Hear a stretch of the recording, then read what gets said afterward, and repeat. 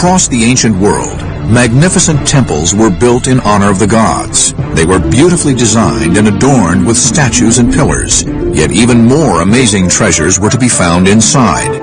An array of weird and wonderful devices would be placed within the temples, each competing to be the most spectacular and allowing the worshippers to communicate with the gods. For the classical period, it was very important to the priests and temples to attract the crowds, and once the crowds were in there, to give them a fabulous show. The master of the machines of the gods was the greatest inventor of the ancient world, Heron of Alexandria.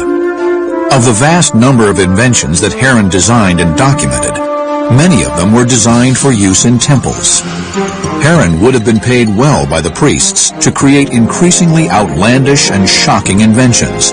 He often used ancient hydraulics, combining heat from fires to generate water, air, and steam pressure. Heron of Alexandria believed in the elasticity of air. He knew the air had substance, it had volume, it was made of particles, and if you pushed it, it would have to go somewhere, and if you sucked it, it would come with you. So these were very important things for him.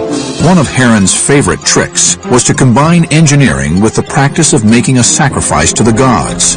He would use the fire that had been kindled on an altar as a power source. The altar would have been transparent, made of either glass or horn. Statues would be above the altar. When a fire was lit, the statues would be seen to dance. Through the heart of the altar was a tube, which turned on a pivot. Connected to this tube are smaller tubes lying at right angles to each other and bent at the extremities in opposite directions. When the sacrifice is kindled, the air growing hot will pass through the tube and will be forced out through the large tube and into the smaller tubes. The air, working like steam power, would create enough force to cause the tube and the dancing figures to revolve. When the altar flames started to die down, the dancing figures would slow and finally come to a halt. Heron's altar with its moving figures would cause him to become a sensation in the ancient world, and sought out by every priest in Alexandria. Many of his devices and inventions moved statues, and as a consequence they could be used by the religious priests of the time to convince the people that came to the temples that the gods really existed. And once worshippers went into the temple, they would have to pay for certain services like holy water. This would lead Heron to design the first vending machine in history. It was a simple yet ingenious device, and one that would generate vast amounts of money for the temple priests.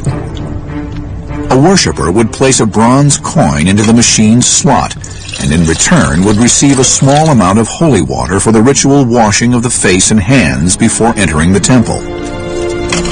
The coin fell into a small pan that hung from one end of a delicately balanced beam.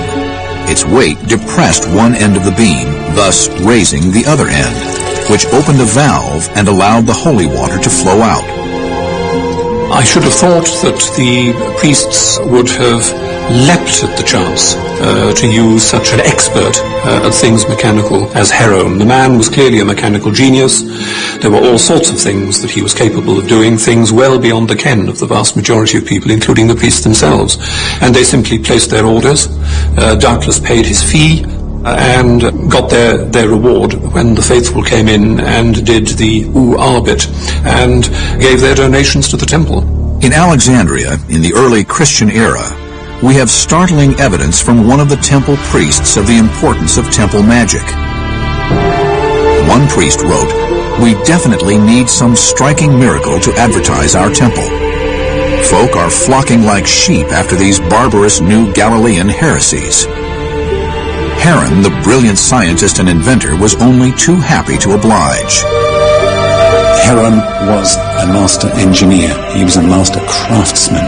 He saw the opportunity and he put it together to the limit of the fabrication methods available to them at the time.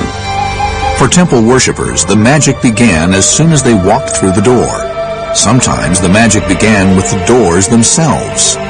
The doors in major temples would have been massive affairs. They could be wood, they could be bronze, they would have lots of elaborate attachments of gold and ivory, and the opening and closing of them seems to have been something which was staged, rather like a piece of theatre.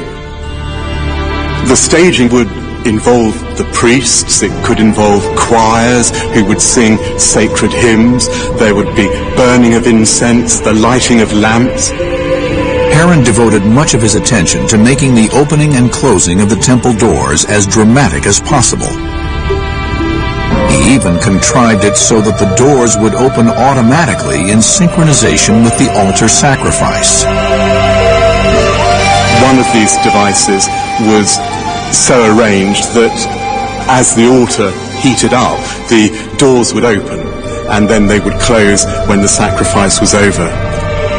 The automatic doors used simple mechanical principles to reinforce the Egyptian priest's authority and prestige throughout ancient temples. As the priest lit the fire on the altar, it heated the air inside a metal cylinder concealed beneath it. This would force the water in it through a siphon into an enormous bucket. The bucket was suspended by chains from a system of weights and pulleys, which turned the doors on their pivots as the buckets became heavier. The temple doors would open as if by magic. You have to remember that these devices at the time were only working in the temples. So for the average person, they would have never seen anything like this. So you have to imagine how completely awestruck they would have been when they arrived at the temples and the doors magically opened before them. Though Heron was primarily a brilliant physicist and mechanic, some of the priests used other tools to demonstrate the powers of the gods. In particular, they used chemicals to amaze their congregations. Within temple trickery, you would have use of as much chemistry as was available to them at the time, and probably more than was available out on the streets, because these were the keepers of the secrets. To maintain the sense of bewilderment and wonder in the mind of their pious observers, duplicity was vitally important. A feature common to a lot of these ancient religions is the fact that they're mystery religions. The worshippers don't really know what's going on. That includes what they're eating and drinking. Food plays a key part in a lot of the rituals. This is a tree bark, logwood. Now, you put this into wine, which the worshippers drink. When they go to pass urine, it looks as though they're passing blood. If you then stop feeding them the tree bark, you've cured them of a debilitating condition. They're cured, they're healed. Power to the priest. In addition to food and drink, the chemical properties of all kinds of common substances would be put to work by a priest anxious to maintain his spell over the congregation. The chemistry is the chemistry of things which can be reduced by fire, and it is things which are available from readily available chemicals such as urine and feces and dung and whatever. Which is useful because that gives you good sources of phosphorus, which glows in the dark, and of things which, when you rehydrate them after the fire, steam or crackle or fizz, something which to an innocent mind would be most impressive. Soon, the field of temples competing for attention became even more crowded. People were flocking to a new cult called the Christians, and priests were forced to call upon ancient inventors to create more ingenious, more powerful devices that would, amazingly, cause temples to roar with thunder and statues to speak.